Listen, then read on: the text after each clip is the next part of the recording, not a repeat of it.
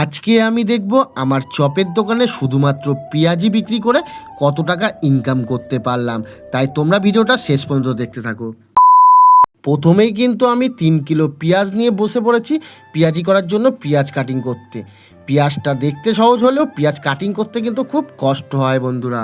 শুধু পেঁয়াজ কাটলে হয় না, এর সাথে কিন্তু কাঁচা লঙ্কাও কাটতে হয় প্রায় 750-র মতো। প্রথমেই বলে রাখি, তোমরা আমাকে যারা চেনো না, আমি ছোট্টু বাজারের ফুটপাতে বসে একটা চপের দোকান চালাই। আমরা কিন্তু বন্ধুরা প্রথমে দোকান শুরু করেই এই পেঁয়াজিটাকে আগে ভেজে নিই, কারণ এই পেঁয়াজি কিন্তু গরম তেলে সঙ্গে সঙ্গে পেঁয়াজিটা হয় না। একটা পেঁয়াজি করতে গেলে কিন্তু অন্তত 8 ঘন্টা সময় নিতে হয়। তোমরা দেখতেই পাচ্ছ আজকে কিন্তু আমাদের দোকানে মোটামুটি সমস্ত চপই ছিল, যেমন মাছের ডিমের চপ, লোটে মাছের চপ, চিংড়ি মাছের চপ, চিকেন চপ, আরও অন্য চপ। আমাদের দোকানের এই পেঁয়াজি খাওয়ার জন্য কিন্তু বন্ধুরা মানুষ ভিড় করে থাকে। সন্ধে হতে না হতেই মানুষ পেঁয়াজি নেওয়ার জন্য লাইন পড়ে যায়।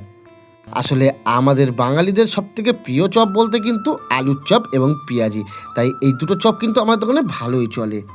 আজকে কিন্তু বন্ধুরা আমার চপের দোকানে অন্যান্য চপের সাথে সাথে পেঁয়াজিটা আমরা তাড়াতাড়ি বিক্রি করে দোকান পুরো খালি করে ফেলি।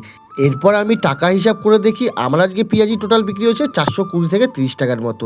এখন আমার পেঁয়াজ কিনতে লেগেছে ওই ধরো 100 টাকা, লঙ্কা 20 টাকা, বেসন তেল নিয়ে টোটাল ওই 200 টাকার মতো।